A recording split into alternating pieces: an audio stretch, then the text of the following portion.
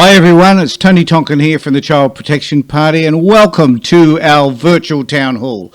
It's great to have you on board with us today and we hope that you enjoy the conversations that we're going to have about child protection, the Child Protection Party and what we're doing around Australia. Today with us we've got a number of speakers who'll be talking to you about their interest in child protection and what makes them tick and how child protection has particularly become an important part of their lives. So we've got with us Clinton de Young from Western Australia, we've got Paul Shooter from Tasmania, we've got Tony Grange from New South Wales, and we have Catherine Mills from Queensland. Have I got that the right way around, or is that Catherine's from... Anyway, someone will correct me about that in a moment. I'm sure that things will be fine. We've just been trying to set this up and get things organised. So, and Catherine was a late addition to this, so we hope that you will apologise for any technical hitches or anything that we have. For example, I have Avery's name up here already, and I shouldn't have. I should have put mine up there, so I do apologise for that. So we've already started off with a technical hitch, but we can change that. So, let you know, I'm Tony Tonkin. I am the founder of the Child Protection Party, and I just wanted to have a brief chat to you about where the Child Protection Party comes from and why it is that we are who we are. Now, I also want to mention that, of course, today is Anzac Day, and we commemorate the sacrifices that the soldiers have made in terms of keeping us safe. And also, I worked for many years with Vietnam veterans, and I just want to commemorate their battles, not only after they returned from conflict, but the battles that they've had since, and that applies for any returned servicemen. We're thinking of you today. It hasn't been the normal Anzac Day. In the past, I've attended the dawn service and enjoyed them very, very much. And it was sad that we weren't able to be there today. So we're just thinking of you all today, and our thoughts are with you. The reason why we started the Child Protection Party dates back to 2015. It actually comes a little bit earlier than that. In December 2014, I and a few other people who are interested in this particular area met with the Chief Executive for Families SA, as it was known then here in South Australia. That encounter was probably one of the worst that I've ever experienced, because in that meeting I'd no sooner uttered a few words than he attacked me. I felt humiliated, I felt ashamed, I felt embarrassed, I felt a whole host of things. In fact, I broke down in tears and I cried. I left that meeting thinking that there is no way that we are ever going to be able to change the child protection system in particular by negotiating with the department. They were not going to listen to us. They weren't prepared to hear what I had to say, and they particularly weren't interested in making specific changes within the department. It was at that point, because years prior to that, for about 8 years, I'd worked with clients who had issues with the child protection system. It was then that I chose that we have to do something a little different. So in late January, I invited 30 people to come to my home to talk to us about setting up a political party which could provide legislative change and influence those people who make decisions about what is in the best interest of children. We had those 30 people gather. Today, I regret to say that none of those particular people are involved with the Child Protection Party. There's a whole host of reasons for that. Some people have family and other interests that get in the way, and some people just drop out. But since that time, we've been able to establish a political party which is registered in South Australia and registered nationally. Avery, at the end of this presentation, or at the end of the presentations today, will talk to you a little bit more about membership and where we stand as a political party. Now, we have a range of speakers who are going to talk to us about the way or the why Child Protection Party has significance to them. The purpose of this town hall, though, is for you to be able to talk to all of us about the things that interest you and why it is that you think the Child Protection Party is of particular interest. Now, the Child Protection Party does not represent alone just those people that have got child protection issues. We are here to represent the voice of all children. Children who are feeling suicide or have mental well-being issues. children who have disabilities. We're here to represent children who are bullied at school or are not receiving the education and support that they need. The fact is that in this country, children are poorly represented. Their voices are not heard. It is the goal of the Child Protection Party for all children to have a voice, for every decision that is made to be filtered through the eyes and the needs of children. This is the sole reason why we exist.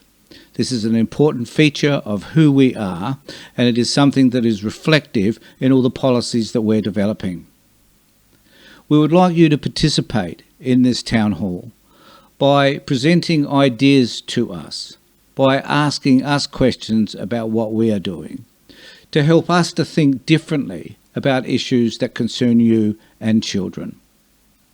It is an important opportunity to talk to us about the things that matter to you. So we're inviting you to use this opportunity to do just that. Now, we have been holding live feeds almost every second or third day between Avery and myself, where we're talking about a range of bizarre issues and having a lot of fun having those conversations with you. This is not an opportunity to talk about your specific issues. You can do that through our live feeds or contacting myself or Avery. This party depends upon you. It depends on how you choose to contribute and what you choose to do. We don't expect everybody to get as involved as we have or even to be as passionate as we are. But we do need your support, and Avery will be talking to you later about how you can register with us and become a member of this political party, and how you can start to participate in what it is that we do and the people that you'll be meeting today, what it is that they do. Feel free to ask questions. Avery will be noting all the questions that you ask, and he'll be feeding them to us throughout this particular town hall. So thanks everybody for being with us. And I want to start first off with Clinton DeYoung. Now, Clinton is a young social worker, fabulous young man from Western Australia, and he's going to have a conversation with us about the things that he believes are important in terms of young people and particularly around social work. So I bring Clinton in. Hi, Clinton. How are you, mate? Hi, Avery. I'm great. Good to be here. It's Tony this time, but I won't hold that against you. Clinton, if you could just start talking to us a little bit about why you're interested in the Child Protection Party and what this particularly means to you. Yeah, so I guess the crux of why I'm interested in the Child Protection Party is it's not just about child protection. It's, I guess, the essence of that is just having a voice for children, just advocating for children in every level of society around Australia. I guess, and to bring out of that, I guess children need the best outcomes and they should have the best outcomes. And what sort of roles have you played in the past, Clinton, in relation to social work and working with kids? Didn't catch that? So I don't know whether Clinton can hear me at the moment, but I'm just wondering whether others can as well. Is everybody else able to hear okay? Avery, are you able to hear okay? We seem to have lost our sound for some reason. We always knew there'd be a sort of a technical hitch here somewhere, and we seem to have hit upon it. So we'll just try and work that out. Are you there? Is anybody on board? Avery, I think you might have turned down somebody's mic, perhaps. Okie dokie. I guess the important thing to remember is just while we try and fix this this bit of a hitch, and it's come from my end. Can everybody hear me now? You can hear me. Sorry, that was my end. I apologise. I'm just going to go back to Clinton. Clinton, can you hear me now? Certainly can. Again, sorry, I don't know what happened. I'm flicking so many levers that it's hard to keep up with it. So we just ask. Sorry about all of that. So I was just asking about, you were talking about children, how children are important, some of the work that you've done about helping kids. Yeah, so I am relatively new to social work, obviously, because of my age. Went to uni and studied social work, went to TAFE and studied community services. And I guess my first experiences with that is working in residential care, resi care as people call it here in WA.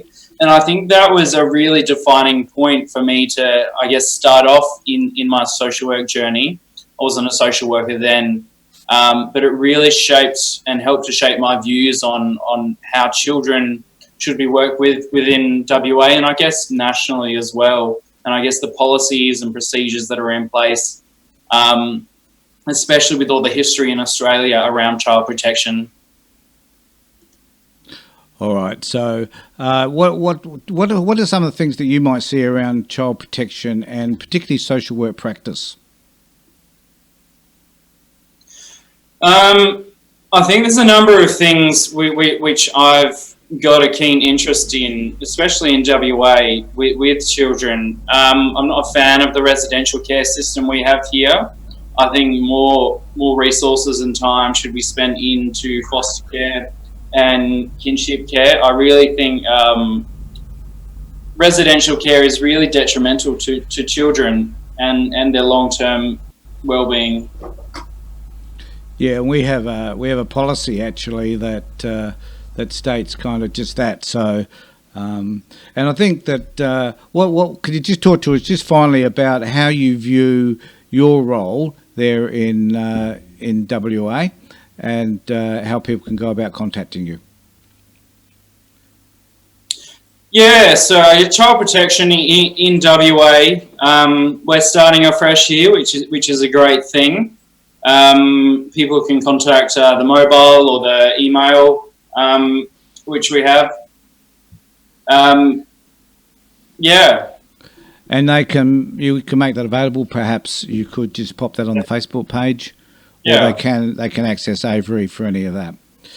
Clinton, thank you very much for being with us, mate. You're a gem, and we certainly appreciate the effort that you're putting in WA in order to foster child protection issues and to foster the party in particular.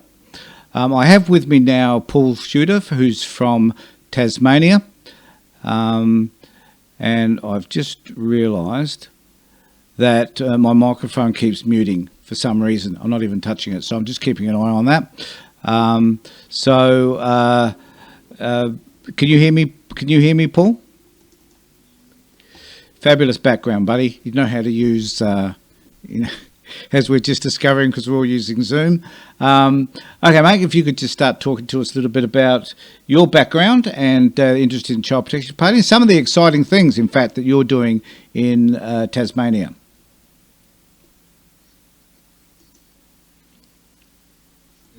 In biology. I did a diploma of education. I was in the Air Force training for some time. I've also worked at local council, so I've had a pretty good smattering of local, state, and federal government organisations. I'm currently registered in Tasmania as a teacher, so I can't. The law in Tasmania says that public servants can't criticise the department they work for, which I obviously I don't want to do. But I will say this, that the Education Department, as far as I'm concerned in Tasmania, does a pretty damn fine job educating and maximising potential of children.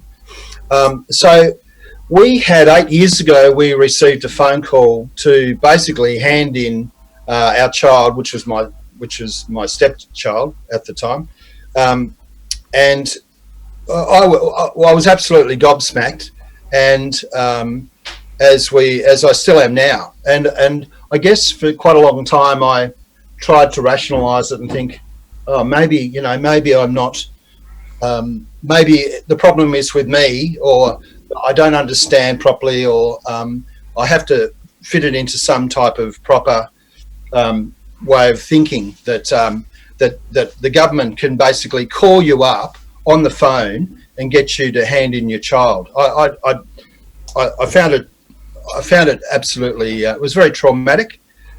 We went to see the child protection people.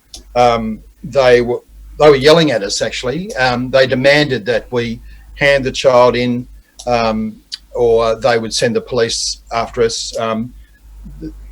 And let me go back a little bit. When I trained as a teacher, you're very concerned about developing the potential of the child, which is Article 29 of the UNCRC, the United Nations Convention of the Rights of the Child. So teachers are very aware of different ages and different abilities and different brain maturation stages. So we approach, both organisations are concerned about the safety and well-being of children. So I've worked as a full-time teacher in a range. I originally trained as an early childhood teacher. I worked in Sydney, and I've worked in Tassie as just a relief teacher now. So I found it quite confronting how you could have one group of people, the child protection or the child safety services system, as they're now called, that would deal in a very different way with a child and with parents. So education system is, as I'm sure everybody knows, is very accountable. You are examined on what you do all the time. It's very reasonably open, and you have measurements you have to carry out every year. You're concerned about individuals. You're concerned about doing the best for the child you can. So suddenly I come across a department which I think is largely very underfunded in Tasmania. I don't know what the funding is, but I'll go. The other issue with child protection is you have to. It makes a lot of sense that if you suspect there is abuse or neglect by the people who have duty of care around a child, it makes sense that you should do something about it, and it should be preventative, and you should, if you suspect something, you are able to, or the child protection people are able to go to a magistrate and look, we think there is a problem here, we want to do something about it, we want to stop abuse or neglect. So, and there's a very low bar initially when a child can be taken away from its parents, and there's various orders that have to be set up in place with a magistrate, obviously. So I'm very concerned about Article 29. That's what I do as a teacher. I'm concerned about maximising potential of a child. But the problem I see with a lot of and it's not, as a teacher who'd been in the system for 30 odd years, I had never really heard of the Child Protection Organisation. I didn't know, I didn't really know what they did. I'd heard about the stolen generation, but I just didn't think I'd ever come across it. So, but let me just tell you a bit about how we've encountered the department and how we feel about it. So I do sympathise with a lot of child protection workers and the way in which they have to work. It can't be easy, especially having to go into a family and take a child away, for example. But the big problem is everybody most professions that deal with children, nurses, teachers, police, ambulance, psychologists, psychiatrists, all have to be registered. There has to be a external organisation that can check up, that can examine what they do or answer questions. Now, unfortunately, the child protection system in Australia doesn't have, as far as I know, across Australia, there is no registration process. So if you are suspicious or you have doubts about how child protection system is working with your child, you and you want to deal with that child protection worker, you really don't have any. There's very little checks and balances for it. So we had some concerns, and of course we bounced these off the child protection worker. But as we had more concerns, we found that we couldn't really go to a team leader, or they would spend 3 or 4 weeks getting back to us. We approached the minister, Jackie Petrusma, who was who we found wasn't really up to it. But the trouble, the other problem is there is a media blackout. So you might have read, if you've been reading the Tasmanian papers recently, you would have noticed that rape victims, for example, can now recount their stories in the media. Now, that's only just changed.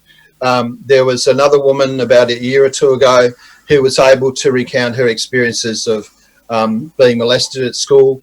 But as parents in child protection, we can't do that. I'm tired of going to politicians, federal and state and local.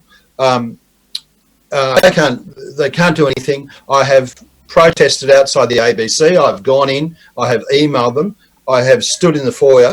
And the most I've ever been able to say on an ABC show is probably a grab for 30 seconds or so about some of the issues. But the big problem is what we find is because initially you want to be the department and the law says that you need to be preventative. You can act on hearsay, rumours, a good feeling. If you have a reasonable suspicion that a child's suffering or been abused or neglected, then you can do something about it. But unfortunately, the way that deals with things means that as we go through, and it's been 8 years now, as we work with this department, it is very much on if they have a suspicion that you're a violent person or you're a drug user, they can basically just say, well, we think you're a drug user and we'll treat you accordingly. Yeah, Paul, I think, can you just finish off on, because I've always been interested in the fact that you've always been able to protest. So Paul, as you can see, is extremely emotional about all of this, and rightfully so, because he has those lived experiences. Can you just tell us a little bit about the protesting that you do? Yeah, I will. Look, just before that, I just want to mention, just before I show you the signs, I'm going to turn off my background. The problem we have with the court system is it's closed. There is no rights of evidence, so you don't have to provide.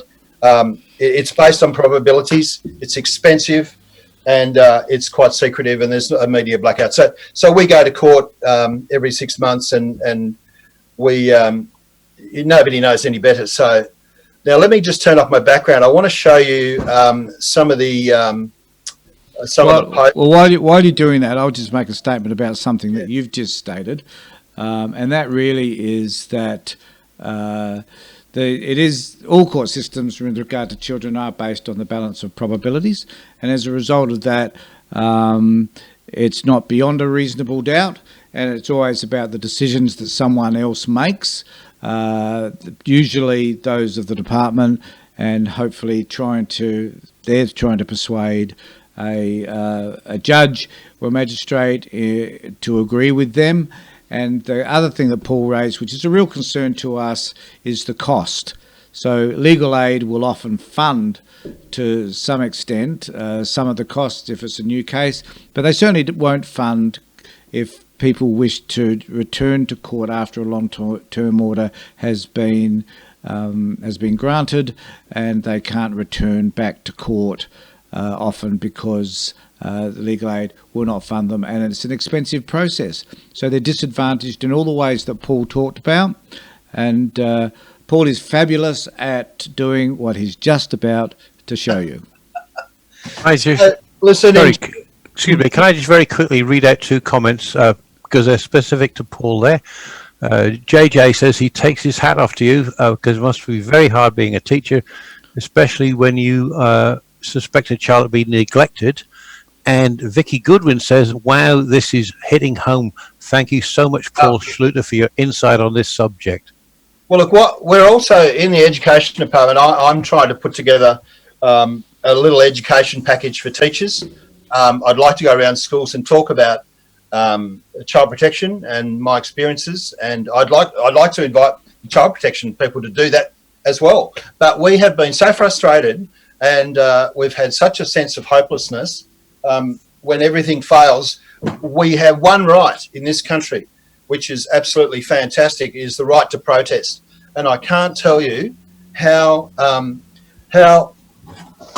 fantastic that's been. I've got a little book here, which I'd suggest anybody who's kind of in my situation and feels terribly frustrated. This is by Bob Brown. It's called Memo for a Saner World. And one thing he says in that book is that there's no substitute for a result in the ballot box or a public protest, which I always remember now.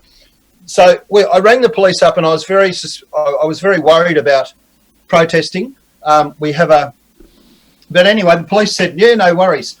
So we've got 9 signs. We paid $20 for them each. They're professionally done by a friend of mine who made them all for us. So I'm just going to hold them up for you. So that's our first one, parents in child protection. There is 3,000 parents in this state that don't have their children with them, and there's 130,000 parents in Australia that have children in care. There is no spokesman.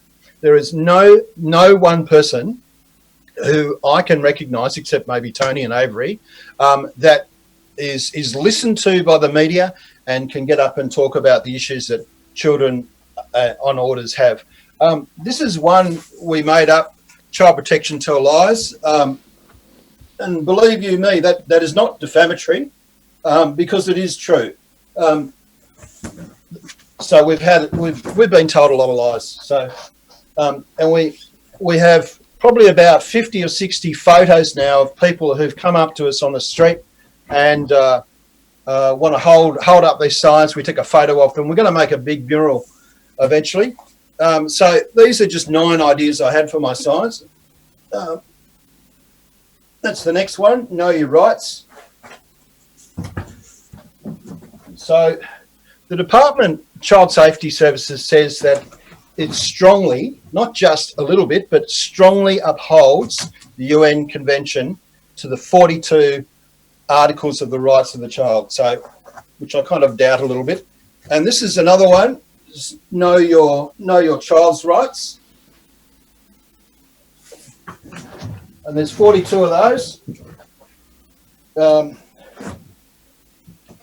This is one we made when Jackie Petruisma was the minister for looking after child protection.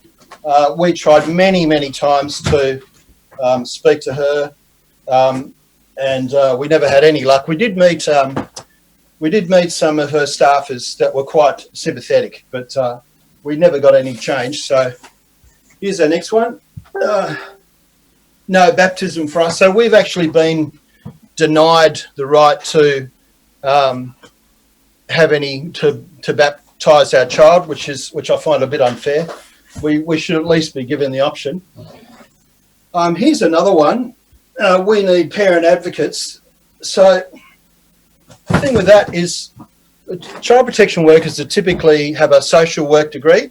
That's by far the most common qualification they have. And I think the problem with that is they might, I'm kind of guessing here, but I would imagine they wouldn't have a lot of parents who've been through what we've been through actually working in the department. I think it'd be great if we had some teachers with my background or teaching backgrounds working for the Child Safety Services. This is another one. Can we have our child back? Cassie O'Connor, leader of the Greens, that was her favourite. And this is our last sign. we on some occasions we couldn't see our child on Christmas Day, Father's Day. My partner got into trouble when she saw her child on Mother's Day, so we thought we'd make up a sign about it. So the right to protest, you can protest. You have the right to protest as long as you don't disrupt traffic or pedestrians, and you don't use megaphones. I rang the police. They said you can, and we do it any old time. My partner goes in and goes to Kmart or something. We stand on the street and protest. So, and I can't tell you how cathartic it is when everything else doesn't seem to work. When you hold up a sign and you have people coming over to you, and look, it makes us feel better about it. It also has got quite a few members to the party as well. Thanks, Paul. Look, I think one of the most important things from Paul's presentation is his enthusiasm and the fact that he has been able to put together all those banners, and that he's smart and he's intelligent and he works with the kids, and he himself has not been able to achieve everything that he needs to achieve. But Paul has highlighted some really interesting points, and I think that it's imperative that all of us understand that we can make a similar change to Paul, and that we're the reason we are here to emphasise all the things Paul has just talked about. That, we now have the Riley Foundation, which is that organisation that we've established, which is unfunded, because no one ever gets funded in this area if you're working with parents and for the sake of kids. And we now have the Riley Foundation, where Nadia Berganetti, I and Amy Davey and Avery all work, all as volunteers, for the purpose of representing children. So, Paul, thank you very much. That was absolutely fabulous. And you're a delight, and I'm glad you're part of the Child Protection Party. And now, next on our list is Tony Grange. And Tony can talk to you a little about who she is and where she is. She's in Queensland. I think I got that right eventually. Is that right? So, Tony, welcome aboard. You are another gem. And if you just talk to us a little bit about where you're coming from. You want me to start my speech or just say what I'm about first? Start your speech. Do both. Doesn't matter. Your choice. Okay. I'll just do a quick wrap up of me. My name is Tony. I have 2 degrees. Bachelor of Arts and Bachelor of Science, basically double major in psychology, double major sociology, major biology, English and law, isolated units. I was basically involved in both what we referred to back in Canberra as Department of Community Services, DOCS, court, and also family court over a 3.5-year period. And I've just got a 4-page spiel on basically the family court. The DOCS court basically wasn't any different. No one listens to you in either of the courts. Do you want me to start on the speech? Yep, do your speech. Yeah, great. Looking forward to hearing it. Okay. So this is basically all about the family court, and it's about 15 minutes. So firstly, I wanted to dispel the perspective that Australian family court system is fair, equitable, just and consistent. My presentation is based on personal experience, work as an advocate and research on the topic. That part is basically not just the family court but also any DOCS court. I personally experienced the family court during August 2014 to December 2016 for child custody issues and settlement of financial assets. The first myth of which I wish to dispel is that one that I receive a lot of in my inbox, the majority of male opinion and male lobbyists who claim that females always receive sole majority custody of the children and or females always receive a majority of the assets. Both claims are false in my circumstance. Our family court case was pretty much very acrimonious and adversarial court, where I was basically forced to self-represent against my ex, who had stolen all the joint accounts and fought me in court in the family court. Basically, he had a lawyer and a barrister of whom I was fighting against. And the barrister later became a judge. To cut a long story short, my ex did win sole custody of both of the children. And in terms of the financial settlement, an amount of $57,000 was stolen from the account, and also in selling of financial assets, of which you're not supposed to do prior to any settlement happening. And those funds were never considered, okay, within the financial settlement at the end, which basically meant when you consider that, I received 18% of the final settlements. So the next myth I wish to dispel is the belief that women concoct stories. Now, this is a big belief that happens in the media and which is basically, bombarded by a lot of males, is that women concoct stories that the ex physically, emotionally, psychologically, and or sexually abused the children in an attempt to gain sole custody of the children. This is a false statement based on an abundance of research, but I'll just point out to Bravehearts and other research that basically indicate 98% of children who ever disclose sexual abuse, okay, or physical abuse are telling the truth when they are reporting that abuse. And another interesting point that everyone needs to remember is that whenever surveys are conducted, that there's a bunch of underreporting because people just don't want to report the abuse in fear of the consequences.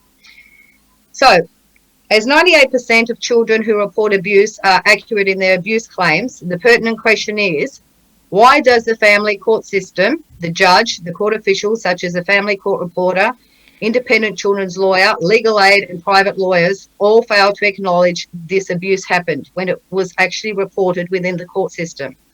And why is this evidence within the court system of this abuse requested to be either uplifted by the judge, avoided or ignored in court, or evidence of the abuse referred to as being admitted in court? In my opinion, the court system should be operating in the best interest of the child and not at the best interest of the perpetrator who is abusing the children.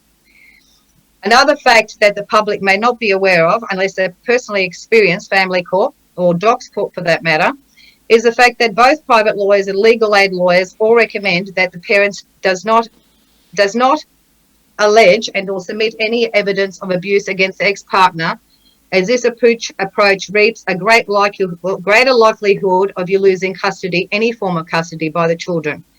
This has been reported by both Jess Hill, who's an investigative journalist, and Charles Pragnall. In my case, I initially had legal aid representing me, but I effectively released them from the case as they consistently failed to represent me appropriately. They spent a very minimal time on the case. In fact, the first time I met them was 10 minutes before court started. And that's all they knew about me, was 10 minutes before the court started. They're unfamiliar with the prevailing issues in the case.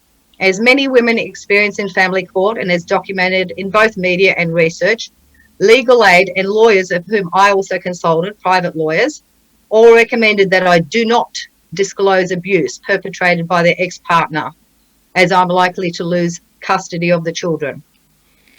My ex-partner had submitted the third voluminous affidavit by December 2014, and in comparison, my legal aid had only after that documentation been submitted produced the first documentation, and they had never responded to any of the previous 3 affidavits submitted by my ex. Not court protocol, obviously. As my legal aid affidavit failed to mention any physical and possible sexual abuse as claimed by my younger daughter, I decided to submit my own documentation in January 2015.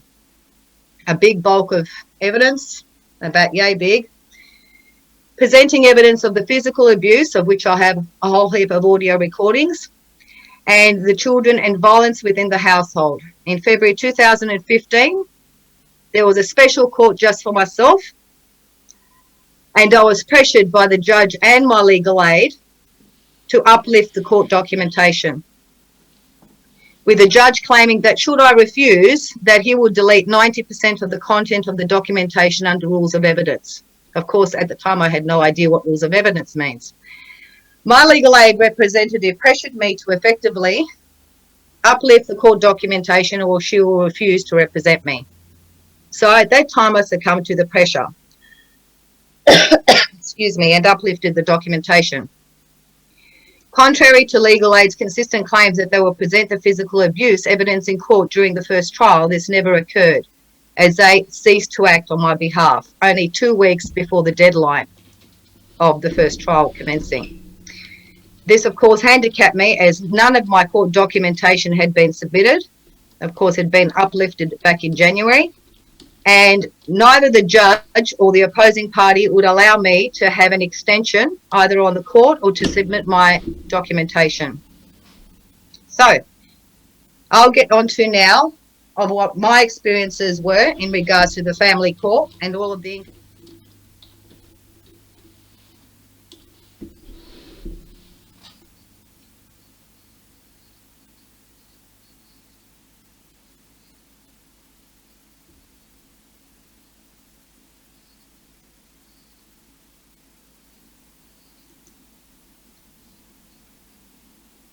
(2015).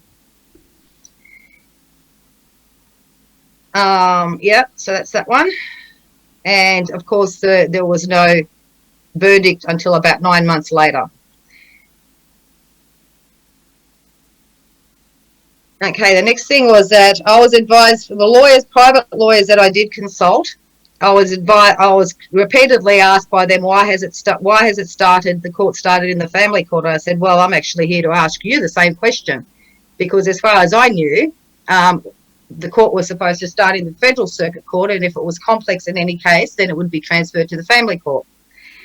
The next inconsistency is basically the court should have been conducted in New South Wales, as that's where all the events were conducted. Instead, it was conducted in the ACT. Similarly, the judge in court consistently utilised either ACT or New South Wales legislation as it suited him. And if I say, for instance, said to him, I quoted ACT legislation because that was what he was recently doing, he would say to me, oh no, I'm very sorry, but you will need to present, the legislation that this whatever X issue represents for the New South Wales legislation. So we'd play a little game like that in court all the time. The family court reporter is supposed to be an unbiased, fair, just and independent family court reporter appointed by the judge. But in our court case, my ex-partner had mentioned the name in his affidavit of who he would like the family court reporter to be in the case. The judge honoured my ex's request in court. And I was asking my legal aid to say something and contest that and dispute it. They didn't do anything, so I got up myself and protested against it and said, that's not fair and it's not within legislation or court protocol. But it still went ahead. My ex got what he wanted. Each documentation I submitted to the court was never actioned, signed off and stamped on the day I filed the documentation. However, the opposing party's documentation was always filed and stamped on the same day. The strategies employed by the court, where court documentation was deliberately sent to my previous address when I completed a new address for service months prior. So basically what I'm saying there is, if the court, I had already completed that I was living at a new address months ago, and the court documentation was still going to my previous address so that I couldn't address any of the court documentation in time. The Financial Conciliation Conference, as I said, was conducted 7 months prior to the conclusion of the trial. And personally, I don't even know how you can do that, considering there was no verdict until 9 months later. Okay. Reading through the court transcript, I note that it took me a minimum of 57 pages to argue and struggle to locate the correct legislation and clause for my permission to submit my physical abuse evidence, namely all of my audio recordings of the abuse. The opposing party submitted everything and anything with no reference to any legislation and no jumping through hoops as I was required to do. After the judge finally decided to accept my audio recordings of the abuse, he asked me the most ridiculous questions in regards to each of the recordings I submitted for. And the questions were basically, why was this recording made? Who started the recording? Did the recording start when the abuse started or midway? Was the location of this where was the location of this recording? On what type of device was this recording made? On whose device was this recording made, and who stopped the recording? Now, considering that most of my audio recordings were done at a minimum of 2 years ago, how could you possibly expect to give me to give you an affirmative answer response to any of those questions? It's like a bit like me asking the judge, what did you have for dinner last week on Tuesday? I doubt he would be able to answer me. I submitted about, I don't know how much pornographic evidence, and the judge basically refused to submit that into the court, okay, saying that I needed to basically figure out the legislation of which I could submit that pornographic evidence for. Of course, I never could, so that evidence never saw the light of day. When I was required to respond in court, I was pressured to provide an affirmative answer, either a yes or no response, by the judge, by the opposition lawyer, or by the barrister. However, when I was cross-examining my ex for affirmative yes or no, my ex would respond with phrases such as, I don't know, I don't recall, I don't remember, I'm not aware of that, and would never respond with a yes. And when I basically asked the questions in a different phrase, okay, and I'd present evidence in paper right in front of him, he would look at me and just say, if that's what it says, then that's what it says. And I'd look at the judge and say, I'd want an affirmative answer, either yes or no. And the judge would just say, you need to stop your line of questioning and stop badgering the witness. Both children advised me that the ICL, Independent Children's Lawyer, never listened to the children's issues, the complaints and their wants and requests. Furthermore, the ICL obviously represented the opposing party because she failed to include pertinent information in her chronology of events, she basically did a chronology that basically depicted the theory or theories that she wanted to prove in court. At no point in time did the ICL include in her chronology of events that it was I who actually asked for the trial separation, and she never, ever included any of the audio recordings of the physical abuse in her chronology. Both the ICL and opposing lawyers failed to serve documentation to me by hand as required by court protocol, or they would give me the documentation 5 minutes prior to court commencement, of which how could I possibly prepare or even read the document in that time. The opposing party issued subpoena after subpoena and or request to psychologists, counsellors, school, police, child safety department, you name it. They basically received 3 very hefty subpoena responses from child safety department 3 times, and it wasn't until one month or 6 weeks after the court finished in September that the child safety department decided to actually start acting on my subpoena request, which of course was no point because the court was finished already.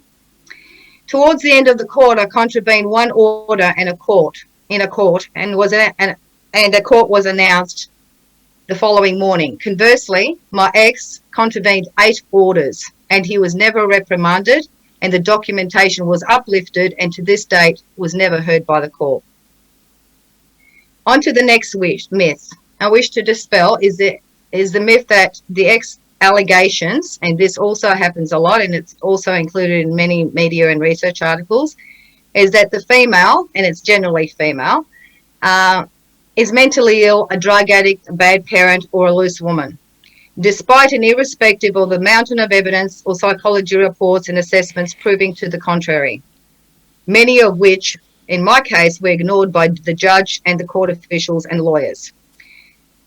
Now, in all my research, this is a common strategy employed by the ex to take the focus of attention from themselves and their wrongdoings and project the focus of attention onto you.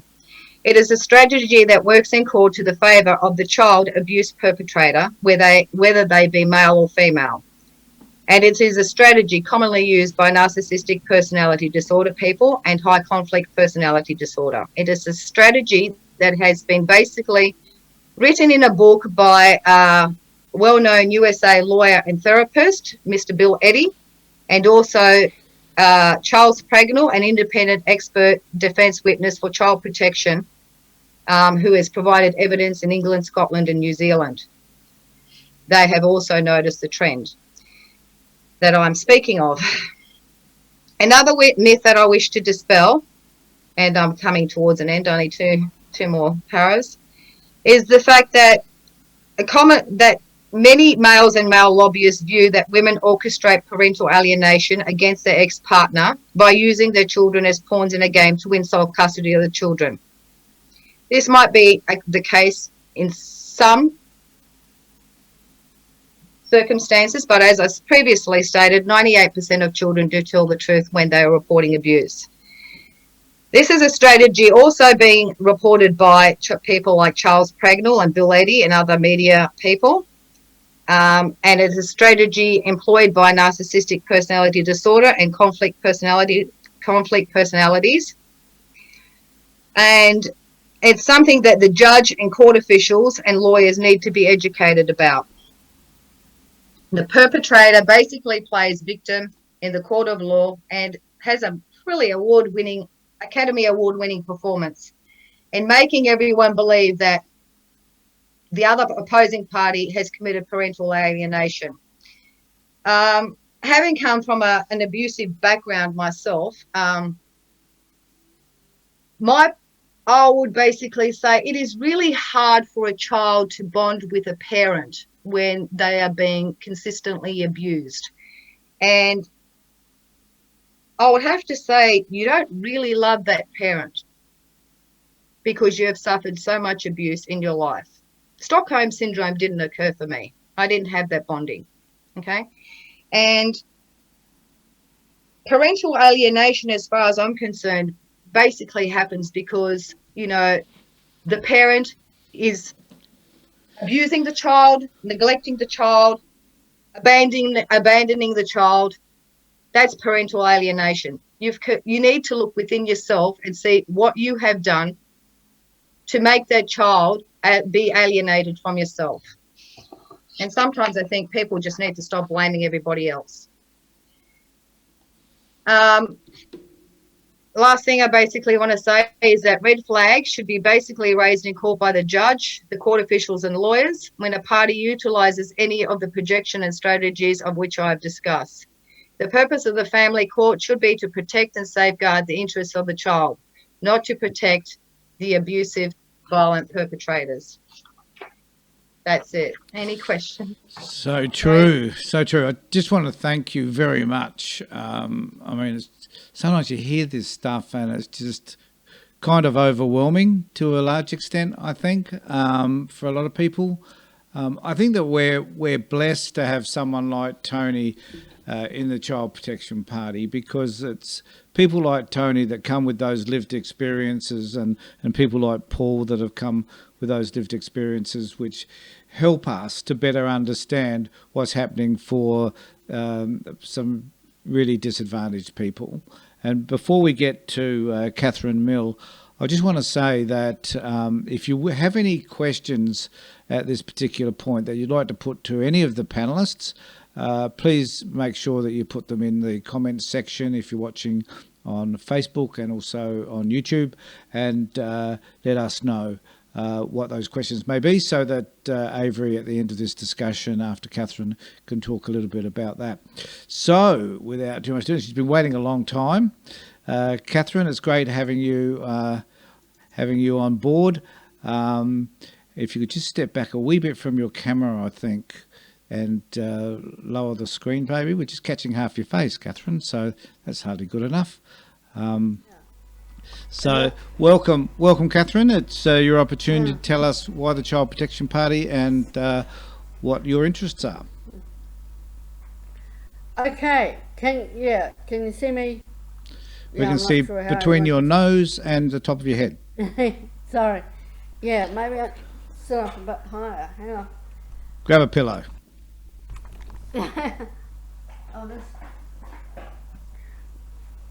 Maybe that might be. That's better. There you go. Yeah. Yeah, fabulous. Yeah, Thank you. Okay. Go for it. Um, yeah. Well, basically, I've got interested in the Child Protection Party. I'm a psychologist, with an interest in sort of child psychology, children's rights, children's welfare, and that kind of thing. So I'm interested in, yeah, children's rights, children's welfare, child protection, if you like, becoming part of the political landscape. So yeah, that's what sparked my interest. And I've worked a little bit in what would you call it? Yeah, child and family services. I mainly have worked in disability over the last few years, but I have sort of done research in sort of children's, the area, sort of children, a little bit as a advisor to Alan Corbett, who was part of the New South Wales A Better Future for Our Children party in the upper house back in, what, nearly 20 years ago, I suppose now. It's a long time ago. Yes, yeah. And so, yeah, nothing much has happened since then, I don't think, in that way. But No, not very much at all. so research, the Children's Court Clinic, the Murdoch Children's Institute in Melbourne, that sort of thing. So yeah, I'm interested in both creating, a better deal for children, the children's rights aspect of the party, and it being put on the political agenda. And it's that's certainly, and I guess, Karen, to a large extent, that's exactly why we're here, isn't it? To be able to put these issues, which, as you say, have been existing they've been there forever, but as you know, they've been over 20 years. There've been parties trying to work on some of this, and no one's ever been really successful at it until I hope now, and I hope that you can become a much better part of all of that. Can you help? Yes, You okay people contacting you, being referred to you, offering some sort of assistance at all as well? Yes, absolutely. Yes, yeah, absolutely. Yes. Okay, and it's great. It's great. Yeah. So Catherine for us is a relatively new member of the party, and as a psychologist, we certainly cherish what she has to offer professionally to the political party as well. So Catherine, just in closing, is there anything you want to add to any of what you've just said? Not really, other than, and apart from a little bit of work in the field, the issue is how under-resourced the child protection industry is, how the stress on staff, that sort of thing, that doesn't sort of benefit the children that they're supposed to be working for any. Yes, yeah, we agree with that. In fact, one of the issues for us, as a professional social worker, the standard of practice is appalling. And I'm sure that that's something, as a psychologist, given that psychologists seem to have so much power and influence within the Department of Child Protection, I'm sure you'd be able to offer something to us in relation to all of that as well. So thanks, Catherine. Thanks for offering to participate in this virtual town hall at the last minute. It was great seeing you, and I'm looking forward to many more referrals being put your way so that you can advise people given your vast experience. So thank you very much. Thank you very much, Kathy. Really appreciate you being here. And now we're just going to move to Avery, who's got a bird sitting above his head. So that's rather fascinating. I don't know how he's done that, but he has. Avery, any sort of questions that have come to mind or any ideas that you got that you'd like to refer to any of those people that have spoken? Well, first off, you wanted me to speak a little bit about membership. Yep. So if you could put that up. I will say while you're bringing that graph up that I asked you, we have had quite a few comments, and I did receive a bunch of questions through private messages, which I'll be passing through, 8 questions in total. And listening to Tony, that prompted a question from me, which once I've spoken about the membership, I shall start reading those questions round. And when I do, I'm going to leave all of your mics turned on. Clinton, you might need to turn yours on because I can't make any change on here for some reason. Anyway, the reason I'm going to leave more left on is so that you can, each of you can, pipe up. If I'll address it to one particular person, but if anybody else has got something they want to add to the comments that first person makes, then you'll be free to do so. Yep. The graph that's up on your screen right now shows the current membership of the party as of this morning. It shows that, you know, for each state or territory, the blue line tells you how many people we need to get as members in order to register the party in that state or territory, and the orange bar shows how many we've actually got. As you can see, South Australia is well above, you know, over double the. In fact, that's nearly 2.5 times the membership we need. And you can see the Northern Territory, 1 member out of 500,000 people or whatever it is that lives there. We really do need to grow the party. Very quick breakdown. We've got a total membership of 1,148. We've got 990 that have been verified. That means we can actually use those people in the registration process.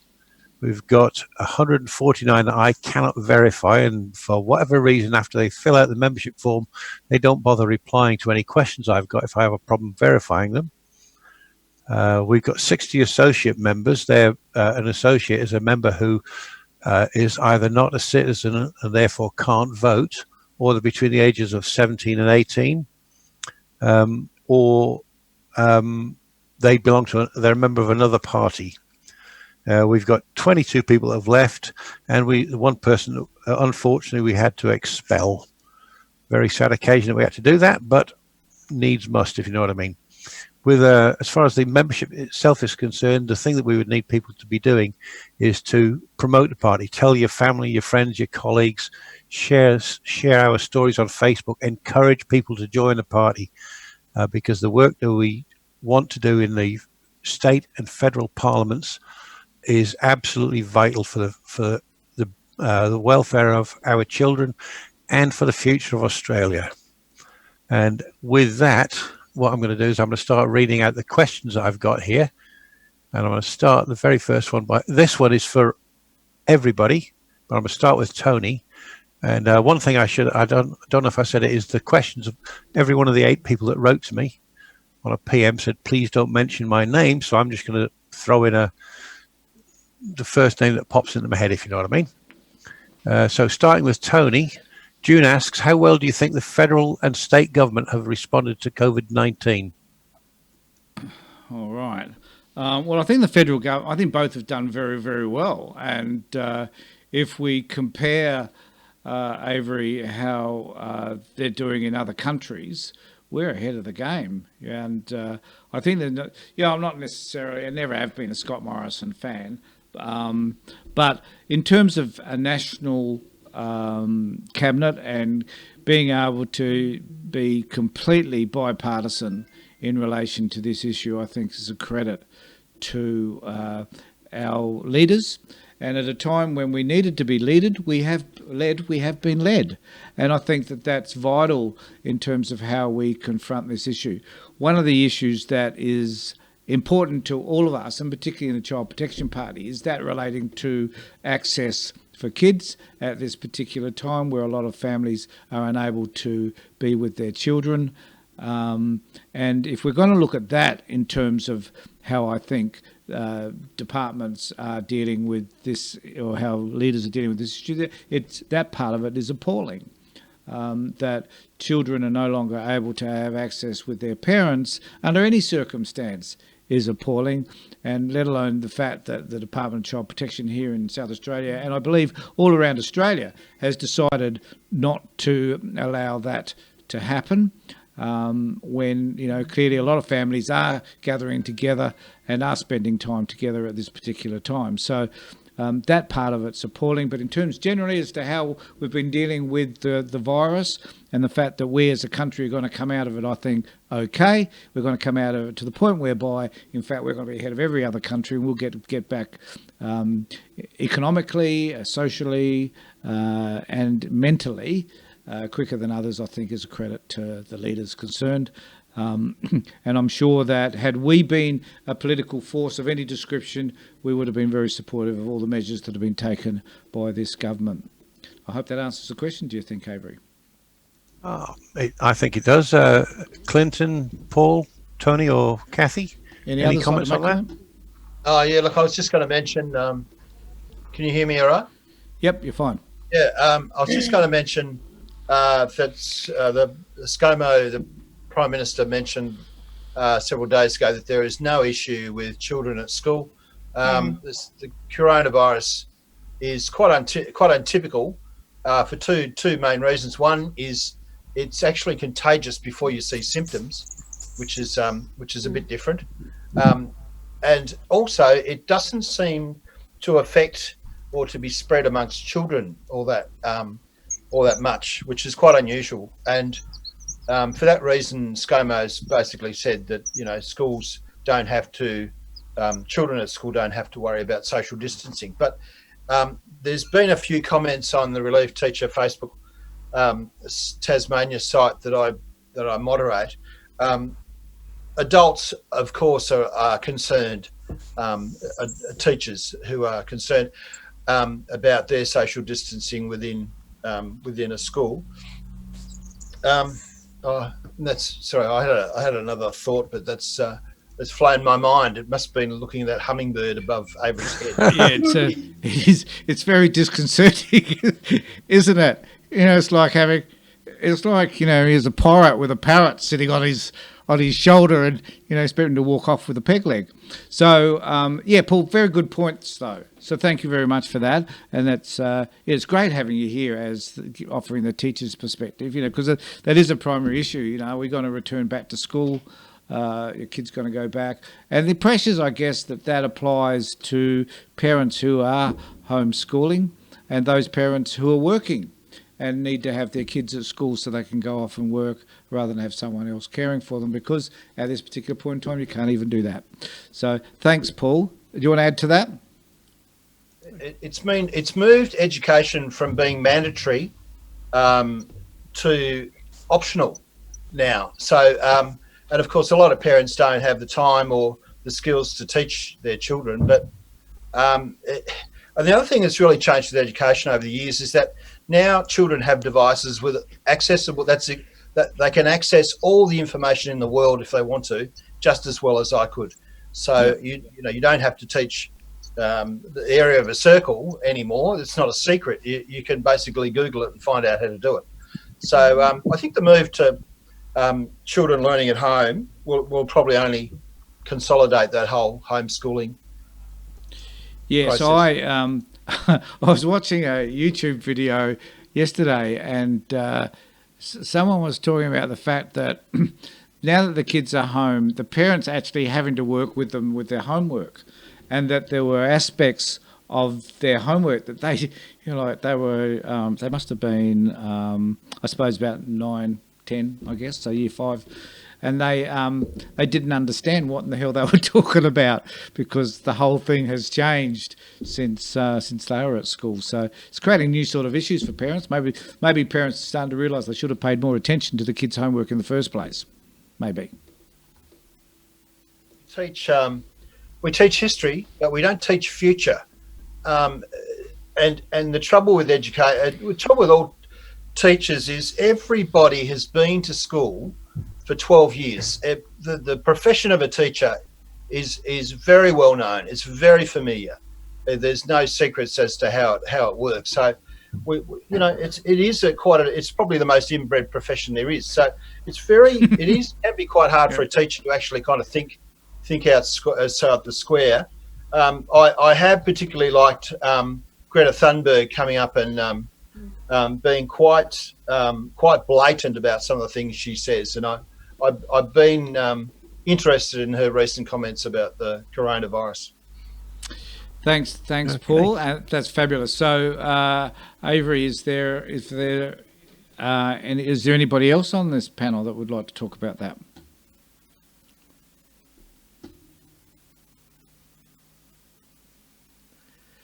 All right.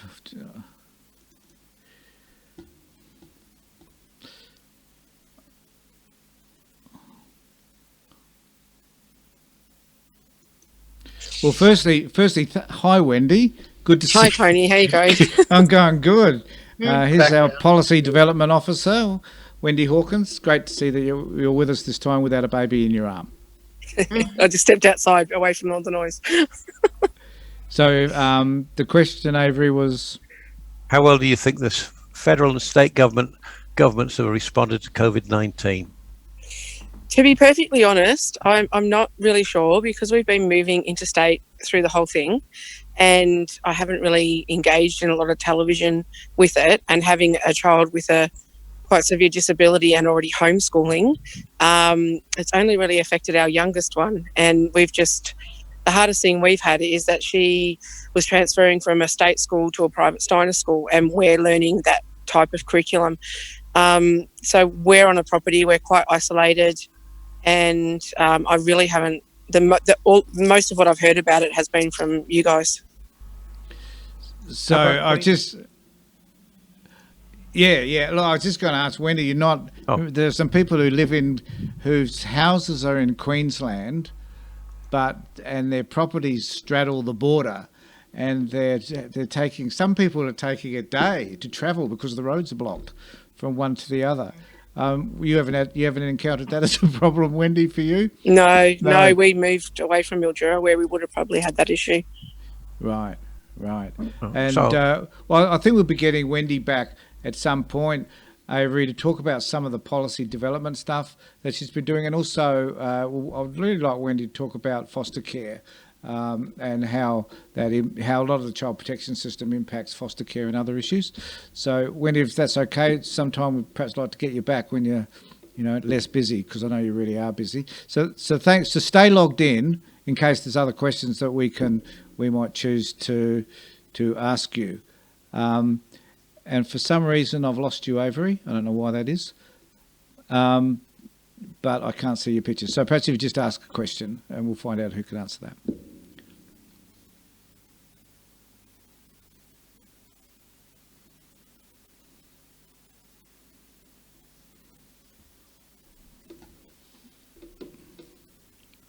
Yep.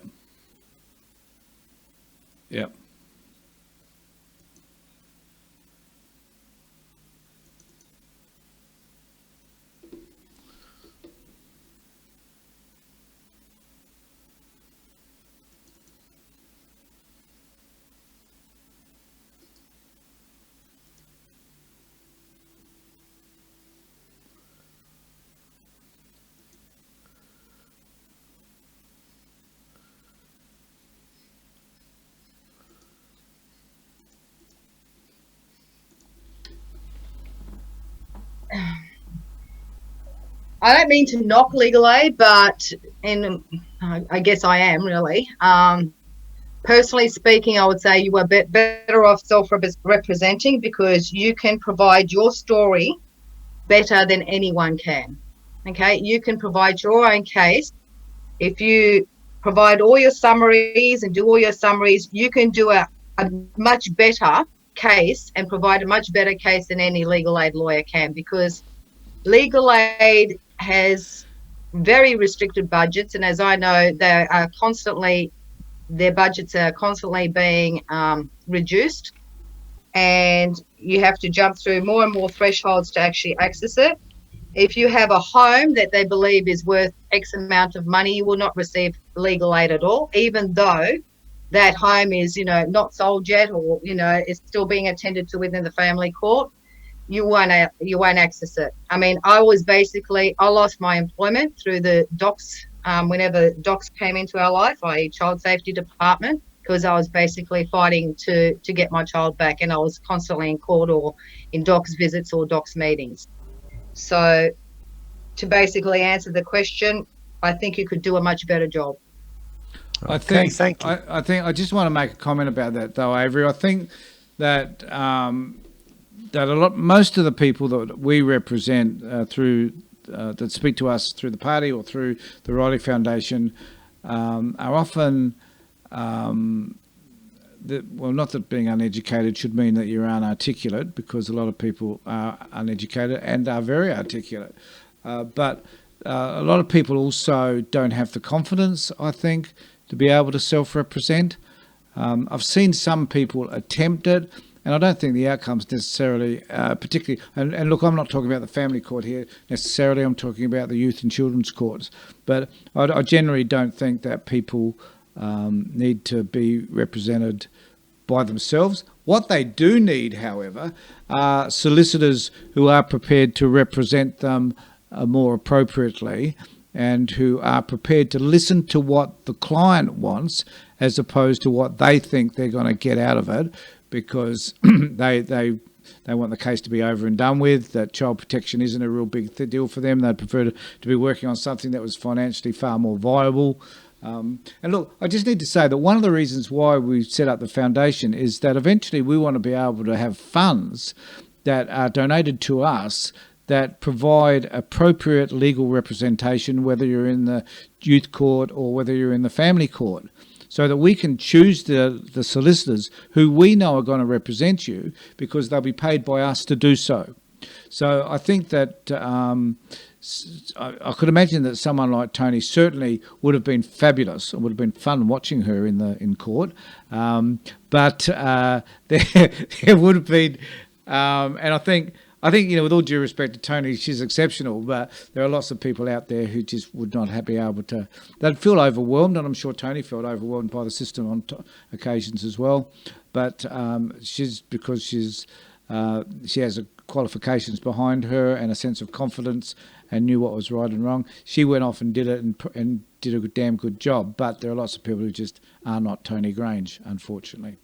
So, Avery, you've got any others there that... In for a second, Avery. Go for it. In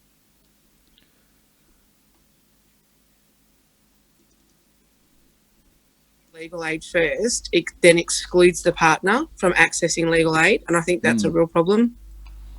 Yes, actually, that's an excellent point. I don't. Excellent point. And why does it become a conflict of interest if that's what they're arguing? Because it's the funding body can't fund both parents? That's a fantastic point. That's a fantastic point, Wendy. So thank you very much for that. Can I just jump in on that one, Tony? In regards to conflict of interest, I know whenever my case, the first case with Docs came around, because there was already his case in regards to whatever. I was seeking private lawyers, and I was just seeking them in terms of advice, because I wasn't getting much valuable information from legal aid or any of the free advice services. What I discovered was basically I couldn't get any top-notch lawyers to provide me advice, because the ex had already consulted them, and those lawyers or that firm would no longer even talk to me or even give me any advice whatsoever, claiming it's a conflict of interest. And then when I questioned it, and I said, well, because then the family court thing started a year later, okay, while that one was still going. A year later, those same lawyers still stated the same thing, saying that they can't represent me or provide me with any advice because the other party had already been to them and seen them. And even though the other party hadn't actually employed them for the service, either one of the cases, they still could not represent me or give me advice at all. Yes, and So- I've certainly, Tony, heard of those cases as well, where a firm who's representing a client won't represent the other party because they believe it's a conflict of interest, which blows me away because in the UK you can have the prosecutor and the defending lawyer coming from the same legal firm. So it's not like it's a governing legal principle, I don't think. I think that it's just a bizarre way of doing it here. One of the things I think that does concern me mostly is that legal practitioners generally aren't interested in kids. That they don't. There's no money in it for them, I guess, but they don't have any great sense of social justice around it either, and which is a shame because they should. And they should fight for the rights of the parents to be able to have access and to be able to be with the kids, as they would fight for anybody else too that was paying them $1 million. So I have a great deal of issues with that. So Avery. Yep. In Tasmania, and I guess this is pretty much the same around Australia, the major interaction we have with child protection is usually very short stints in court, when we're all locked in together, and they're closed courts, they're not open to the media, we don't have the rights of evidence, they're very expensive to have lawyers. We have been thinking about just going into court and putting a case forward for revoking an order. I think some of the things I've encountered with this department, the Child Safety Services, which seems to be pretty typical of a lot of the similar organisations across Australia, seem to be so out of whack that I'm just wondering how successful people have been trying to revoke orders. I think that is one of the most pivotal questions of our time, because years ago I sent a request to the youth court to find out what were the actual numbers of orders that have been revoked. So I wasn't asking about age groups or anything. I just said, what's the total number? They refused to give them to me. Now, I think those numbers are clearly there. But if you ask a solicitor, I had a client recently who actually said to me that solicitor has suggested that in 18 months' time, after the 18-year order has been granted, I'll be able to go back to court. I said, you go back and ask that solicitor how many actual orders have they revoked themselves, and I can guarantee you that the answer would be zero, because the reality is that that to go back to court, to go through that process, costs tens of thousands of dollars to do so. You're going to have a 3 or 4 day court hearing, and you're going to have the department coming at you from all directions, and that's going to cost you at least $3,000 a day. So, plus the preparation for all of that. So it just doesn't happen. Yep. What we've been thinking is that it's clearly we've spent nearly $20,000 on lawyers that have made no net gain in our situation. Exactly. So I'm thinking, gee whiz, I may as well put that money towards moving, because we're lucky that our boy's in kinship care. So if we were to move over the road or around the corner, we might actually be more successful than putting the money into a lawyer. Yeah. So, until such time as the department gets wind of what you've done and they try to restrict any contact or whatever, or passing in the street, or walking past the same school, or doing whatever it is that they tend to do to try to make sure that you're separated as much as possible from your kid. And so I appreciate what you're saying, but I think that the department's so friggin' punitive at times, don't get me started, that they would find ways to interfere with even that process. I have been thinking about putting together a change.org petition to SBS or ABC about trying to get this issue out there. It has to happen sometime or other. Has anybody had any luck trying to approach SBS or ABC about having a forum similar to what Hamish McDonald does, or the other woman? I did years ago. Like it's like all these ideas just resurface actually, because years ago I had this vision. So I'm talking about 10 years ago now, that I'd be able to organise a group of people that would be able to sit down and talk about these issues, very much like what we're doing today, but people that have lived experiences around all of this, and that we would be able to access community television, community radio, whatever, and put together a program whereby we sat down and we, like a group, and we interviewed everybody and we talked and just had a discussion around the sorts of things we're talking about now. And it never came to fruition because, and I'd actually even asked radio stations, local community radio stations and television stations, if we could do that. Television station here in South Australia, it's actually packed up, so that's not going to happen now. But I didn't get any response. And I did have conversations with them and they just went nowhere. However, right at this moment, we have what we're doing now, which is a way by which I think we can start to develop some of these ideas and get them out there. I think the biggest problem that we've got, though, Paul, is conversations with those people that do make the change. And as I keep saying about the Child Protection Party, the more we get out there and object and do some of the things that you're doing, in fact, in putting up signs and standing on street corners and stuff, the more response we may get. I've tried over the time to have conversations with Child Protection Minister here in South Australia, Rachel Sanderson, and she's been good to me in the last couple of years, but doubt whether I'll hear from her this year because I'm not exactly flavour of the month. But even those conversations go nowhere. So the point is, if we're going to have conversations, and if we're going to stand on street corners and go to Parliament House and do that sort of stuff, what benefit comes from that? Now, I've been doing this for probably as long as you have now, which is 10 years, I guess, and none of those things work. The only thing that will work is political representation. As far as I'm concerned, that's the only thing that will work. So that's why we're here. Have a read of this book. I think Bob Brown really summed it up. He got the Quakers involved. He's because Lake Pedder was lost in Tasmania many years ago because people wrote petitions and they spoke to politicians, and none of that stuff really got anything going. But it wasn't until they got a lot of people to passively protest in public that they actually got a reaction. And I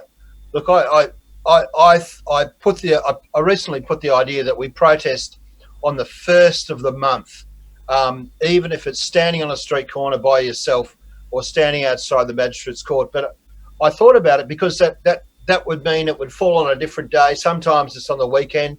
You can stand outside a church on a Sunday, or if it's a different day of the week. But I thought I would like to dedicate 2 hours from midday on the first of each month to protest publicly. I think that's a great idea, and it's certainly something we would support you over, and something that we could even look at doing nationally, if you would like to be a part of that, or drive it, or do whatever it is that you need to do. But I think we could certainly do that. My point is that we need to do things that are going to effectively bring about change. My biggest disappointment is that there are many people out there who don't give a rat's ass about what happens to kids at all levels, not just the child protection stuff, but also in terms of mental well-being, disabilities, education, health, all that stuff. I agree that there's just, and it appalls me. We all should be as interested as we were with the Lake Pedder stuff and some of the green stuff. We should be just as appalled at the way children are treated in this country as we are about any of the things that appall us around, environmental issues. So, and I think this is why we need this party. I believe in that wholeheartedly, and people like Paul and all those other people on this session today about that. Now we've got to go shortly, so I'm just wondering, Avery, whether there's just one final question that we could put to people that you think is that will summarise it all. You certainly can. No, Wendy, you weren't. Sorry. You weren't here initially, so it's your Sorry. opportunity. No, that's all right.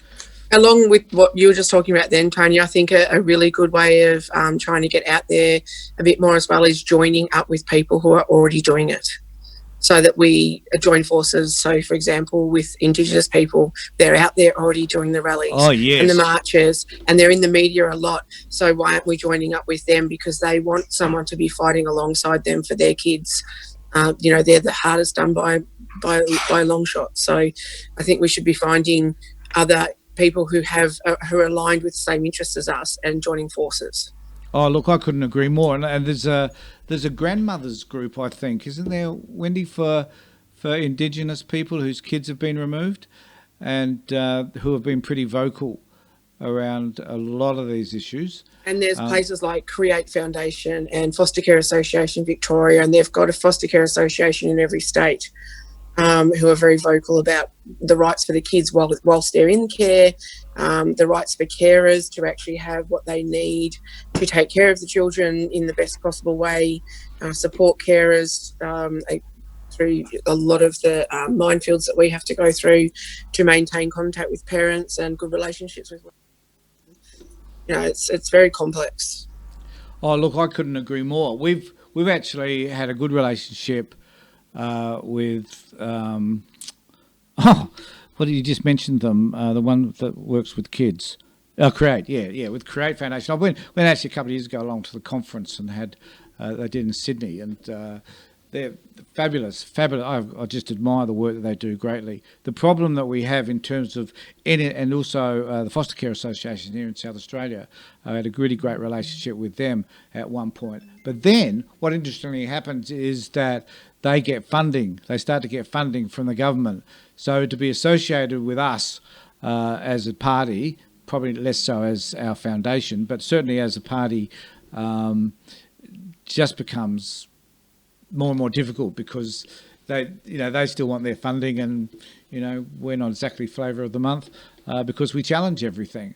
And I think this is part of the problem. But I think you're right about Indigenous issues. I'm passionate about that. That there needs to be a way by which we can connect with Indigenous issues who don't have any of those other issues that tend to get in the way.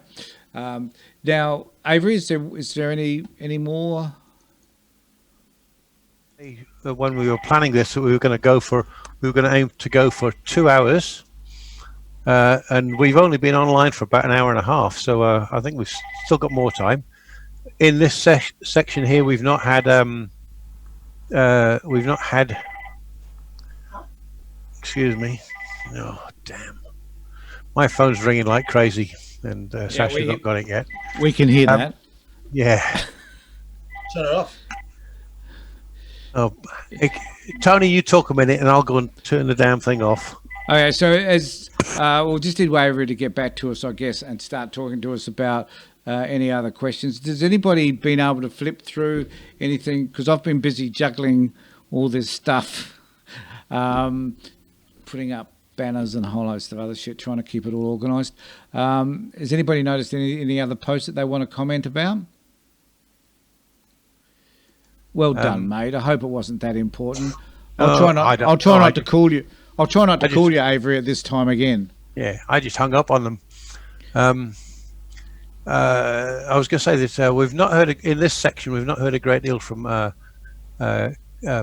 Kathy or from Clinton. So I'm going to throw one at Kathy. Right. What do you think? Do you think the sentences imposed for child sex abuse are too low, about right, or too high? That's a question that came from somebody called Mike, that I'm calling Mike. Mike.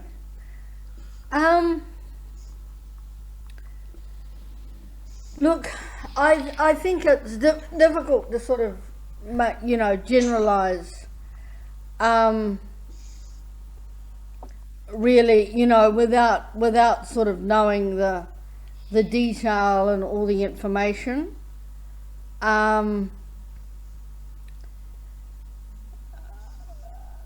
mean, the fact that we have sort of such a problem with it suggests maybe too low that the deterrent effect just isn't there. On the other hand, sort of, how big a sentence is going to deter. Um, yeah, I think, yeah. I mean, it's the sort of thing I think you'd have to ask. You'd have to think about with specific cases, I think. Yeah, I think it's a really good question though, but I think it's something that needs to be put towards a criminologist in relation to the data that's there available about deterrences. So I guess, Kath, at some point we may feel horrified that so small sentences are offered. So what is that about? So that's not about deterring as much as it is about being punitive and seeing that people are receiving appropriate sentences, I guess, for what we as a community believe are appropriate, and whether or not we think that justice has been served. So I think that's one of the primary issues there.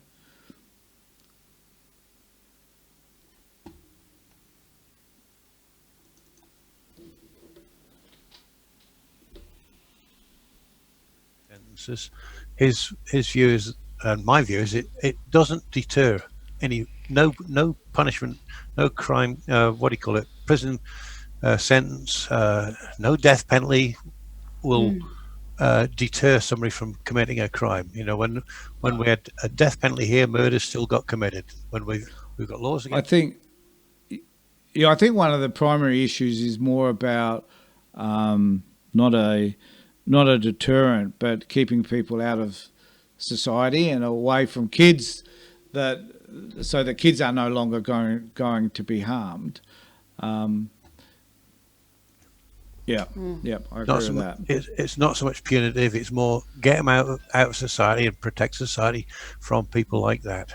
I mean, some of these people are so horrific and so evil, frankly, that I'm more than happy to find a jail in which you could sort of lock them in and throw away the key, because the damage. I think that sometimes we do not equate the sentence with the damage that they have done to the kids long term, for the rest of their lives. The trauma that what they've done causes those kids into adulthood and beyond. So, and I think that's something that as a community, though, we should start to address just a little bit more as well. Oh, well, I mean, there's typically two views of left and a right wing view of what jails are for. One is, and I worked in jail teaching music for a couple of years. One is that we punish them and we lock them away and keep on punishing them, and so society feels better because they're getting punished. Or the other view is that jails are a place to rehab them so they are productive and they make number plates or wash linen or whatever. But in either case, they've got to come out better than what they went in, and they need to be, but that doesn't necessarily happen. So I think we've probably got to look at the examples in Finland and Scandinavia to see some good results from jails. Yes, because I think generally in terms of rehabilitation, we just know that people who go to jail aren't necessarily rehabilitated. It's just a university to understand how one can commit better and more effective crimes. So it's often not the best place for people to be. And the other thing too about pedophilia that I think we need to understand is that pedophilia would be one of the most difficult conditions in order to eradicate, because there's so much ingrained belief about why it is and the justification for doing what they do, that no degree of rehabilitation is necessarily going to shift some of those beliefs from entrenched pedophiles. So I think that it's fraught with danger, and at the end of the day, our issue is about protecting kids from the people that are most likely to damage them. That's just not about sexual abuse. That's about emotional, psychological and neglect issues as well. So there's a lot of work for us to be done in all of those areas. So Avery... what we were just talking about there, I often hear people say that this person, they choose to go and do this. They choose to go and sexually assault children. And one thing I've never understood is why somebody would choose to be the most reviled member of society. Yeah. Never understood why people would think it was a choice. We've had quite a few comments have come in on Facebook. And if my machine stops playing up, where was it? I saw one there. Oh, JJ, he says he hopes this is on topic. Will the DCP use this no access that's going on at the moment against people in court by saying, because they're saying that they weren't going to see their kids or attempting to see their kids? No, if it's a decision that the court has, if it's a decision the department has made and a directive that they have from the minister and the chief executive, there's no way in the world that can be held up for justification. I would suspect that they would not. I wouldn't be surprised if they did. You know, and I had someone, funnily enough, just yesterday, where I objected to a statement they'd made in a document that they'd given to the client. And I said, look, what you said here just wasn't my experience. I don't know what in the hell you're talking about. And they wrote me back and said, oh, it was a clerical error. Like it was like a paragraph they made. That was a clerical. I thought, have you apologised? Like that document's going to court. So they never admit their mistakes anyway. And sadly, they just identify all parents as being bloody bad parents, and that's kind of it. I was going to ask Kathy a question as a psychologist. I know as a teacher, I can't help, as Bob Brown says, you tend to see the world through the bespectacled eyes of your profession. And I certainly see our situation with me being an early childhood teacher. I'm just wondering what Kathy kind of, as a psychologist, what were her initial and kind of ongoing kind of thoughts about the child protection system that really kind of worry her and rattle her? Yeah, well, I got your questions. I'm not sure how to write back, so I was going to call you sort of after. Well, I think sort of basically what we've talked about here, that it doesn't meet children's needs adequately enough. It's under-resourced and underfunded and understaffed and, all those sorts of things. And the sorts of things that we see, sort of on the news we hear about, I mean, there was Tony and the little girl on the motorbike, I think it was, but, there's different scenes around, sort of Australia, cases in New Zealand, where it just hasn't worked, and from your point of view, it hasn't been dealt with for whatever reason, and I'm not sure,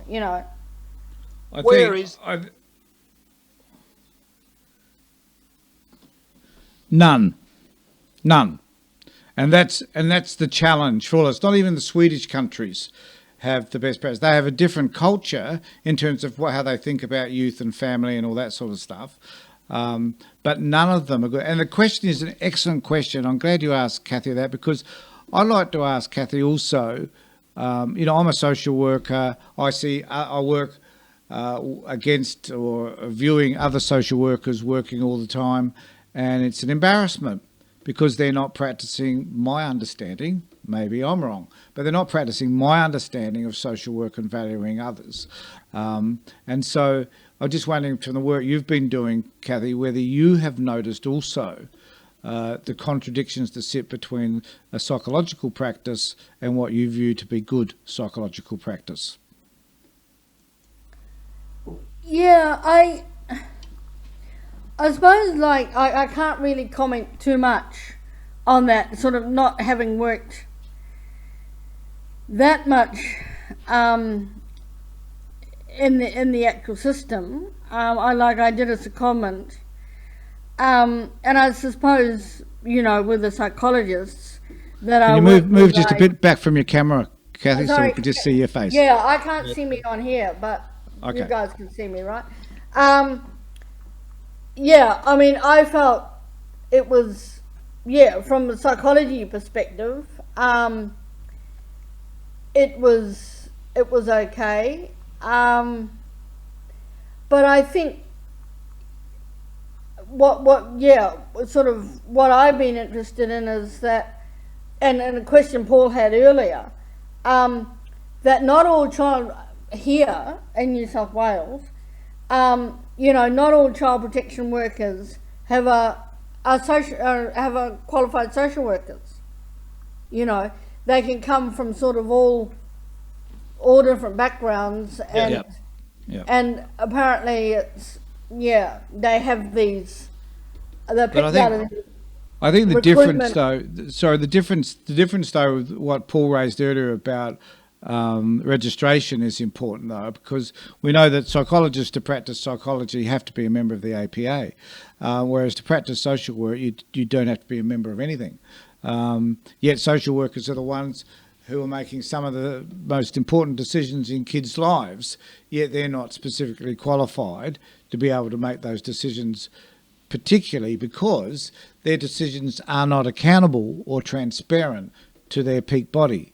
So I think this is a real issue for all of us professionally to ensure. It'd be like, would we expect someone to be practicing law if they didn't have a law degree or didn't belong to the legal profession in any way? Or would we want to go to a doctor who actually didn't have a medical degree? It's the same sort of stuff. I don't see the difference between the two, apart from the fact that social workers are expected to perform jobs that change people's lives but don't have to be answerable to anybody for the decisions they make. It's shocking. Social workers didn't actually have to be sort of registered. No, they don't. Yeah, I didn't realise that. They have to be. They have to be in New Zealand and the United States. And I listen just on the United States. I have I used to go to school in Pennsylvania, and as you know, they've got the Second Amendment, or I think it's the Second Amendment with the right to bear arms to form a militia. Removing children from families and not giving them back is a very uncommon thing. I spoke to a friend of mine who works on. He is a kind of a voluntary member of a board. He's my age, and mid-30s, and he is on a board that oversees what child protection does in the particular county that he lives on, and that board has the power to reinvestigate cases. But it's very unusual that children aren't returned back to their parents. Well, yes, and Paul, we need to be clear too that there are certain pockets within the United States and in the UK whose practices vary differently from other pockets nearby. So other local councils or boroughs, as is in the UK. So, and that is true. And in the UK, they have a thing called OSFORD, I think it's called, which actually is a body that oversees the actual practices performed by each of those boroughs. And another thing, I advocate for something like that here in Australia. The question that we have is who would run it? And my guess is it'd be run by somebody who has some vested interest in the current system of child protection. It'd be an organisation I would like to run. Can you imagine if we ran that together as an organisation, how different that organisation would be and how accountable people would be for their decisions? It isn't about, and it is never about finding ways by which all parents can have their kids, because there are some shitty parents out there who actually need to have their kids removed because they're damaging them. But it'd be about us making decisions, though, that are more in keeping with what we believe is in the child's best interest at the end of the day, and which is about working with parents so that parents can become better parents. Yeah? I made the suggestion that in people's wills, when they die, that they leave they bequeath their assets or sort of part of their assets of their estate to the child protection party. Have you had any? Have you had any bequests? We've advertised it. It's on our on the homepage of our website, but I haven't received a single message from anybody that they're going to do that. I mean, maybe somebody has done it and hasn't thinks it inappropriate to tell us, or I don't know. But I've not heard anything from anybody that they intend doing it. Yeah. Yeah, but it's a really good point, and we have taken it up, Paul, instantly, as Avery has just said, and I think it has value. We want people to bequeath us stuff, but we don't want them to die so that we can gain from their debt, and particularly at this particular time, it's not the best time. But okay, Avery, just one more, I think, and that would probably do it for today.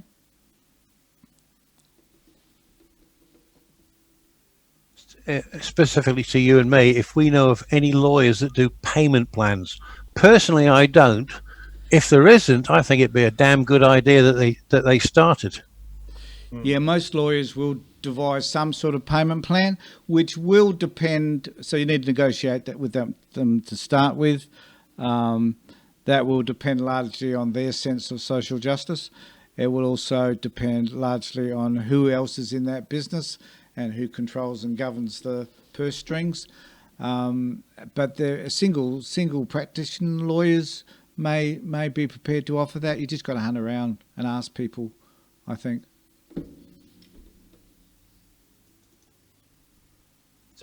If you go to the Law Society, and I believe there's probably one in each state. There certainly is in Tasmania. Yep, there is they the national. Will give you a list of people you can contact, and they're often junior lawyers who need the experience. But I've thought about self-representation, which I'm afraid we're going to have to do.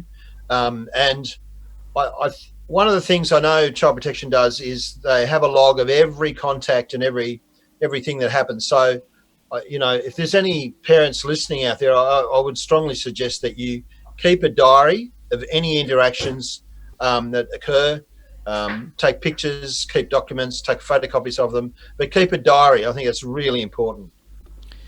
Yes, one of the things we did look at some point too, Paul, in relation to that, was that we did have someone on our committee who was going to put together an app that people could use, and I still think it's good. I don't think she ever completed it, but an app that does diarise everything.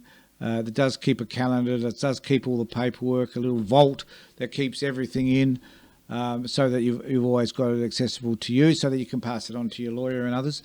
So I think there's it's a great idea, and I think everybody should note what happens at each meeting that they attend, and they should never attend a meeting on their own either. They should have someone else noting what it is that happened, because sometimes those notes get slightly distorted as well. So. Memo on my phone. Unfortunately, I was backing that up to my computer. My computer died, my backup died. But what you can do is you can email yourself, and that way you will always have a record of whatever diary, whatever you want to say, whatever you want to record on your email, and it won't get erased. If you keep stuff on your phone or your computer and you don't back it up to the cloud or back it up, you can lose this stuff, which happened to me last week. I lost 2 backups. Yes, and I have heaps of clients, and I say, have you got a phone? Have you got a tablet or a laptop? All they use for their email and everything else is the phone. But that doesn't mean you can't still back it up to a cloud, as you're saying, Paul. So if you can do that. I wish you would. Come across a fair few workers that actually don't like to email. They'd rather have phone conversation because then there's no solid record. So what I do is I actually email them, just say, as per our conversation on the phone today at 3:00, this is my understanding of what was discussed and what was agreed to. And then if they don't actually dispute that back to you in writing, it does become a written record and usable. So. Yeah, thanks, Wendy. I think that's a great idea. I think that to receive confirmation from them about your understandings about what happened, and if they don't respond, then we can assume that your records are correct. You know, it's as simple as that, really. Yep.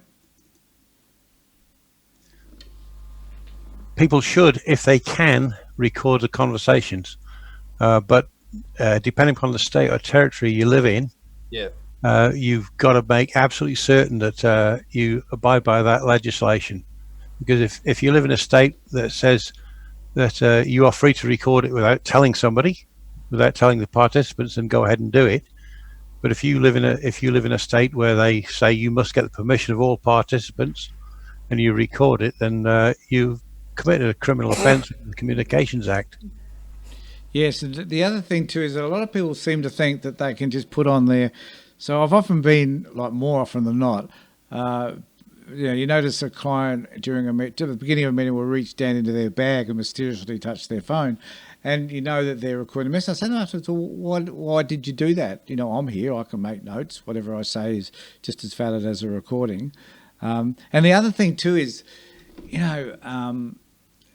whenever you ask someone from the department if you can record their session, they say no. And I think, well, that's odd. Like, why would you not want a session to be recorded? Like, are you afraid that you might say or do something that you will regret later on? Are you afraid that perhaps someone will look at your practice and question as to how you practice or whatever? And because I couldn't care if someone came in, if I'm doing a therapeutic session and someone wants to record it, so be it. It's their session, let them record it. So I still don't know what the issue is around recording a meeting. You know, like if you have a meeting, like you can have a board meeting or whatever, a Skype meeting, and you record it because, it's nice to have that recording so that you have an accurate record of whatever happened. So I often think that they don't want it recorded because they don't want an accurate record. And if there's any social workers out there who disagree with me, please send me an email. So, yes, Avery. That all states and territories and the federal government legislate that all meetings must be recorded. Well, it's a good point. I can't see why not. Wendy, there's a job for you. Another policy, Wendy. Because why?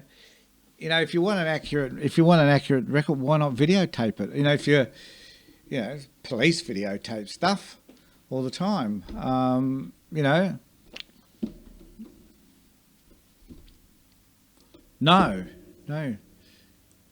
And you say no. That's right. Be too intimidating for some people. But audio, I don't see why there should be an issue with audio. I think it should be mandatory. Yeah. Yep. So, Wendy, can you think about a policy? Yeah, your mission, should you choose to accept it. You're going to hate this. Can you think about that? See what you can jot up. Doesn't have to be very long. Yeah, we'll work it out. Yeah, good on you. Wendy's fabulous. So Wendy hates it because whenever we've got a policy that we want to think about, just shunt it to her and she whacks something up in the most fabulous way. Look, I just want to conclude here and just thank everybody. So thank you, Clinton, Paul, Kathy, Tony, and Avery. Did I miss anybody out? And Wendy. Oh, Wendy. So, Wendy, I didn't have you written down on my thing because I didn't think you were coming. So I was going through the names on my desk. And Wendy, who's fabulous. So thank you, everybody, for participating in this town hall. And as to its success, who knows? I am going to ask everybody to stick around after we conclude all of this so that we can have a chat about how this all went. And anybody with any questions who's been online or goes online later to look at what we've done, please put them in the comments section or contact Avery at the Child Protection Party, and he will spread the word amongst those people who need to respond. So thanks everybody for being a part of all of this. It's been fabulous. It's been a great way to spend my Saturday afternoon, my Anzac Day, and because I couldn't get out anyway. So it's lovely that you'll all be able to be with us. Thanks a lot, and take care, and please be safe. Bye.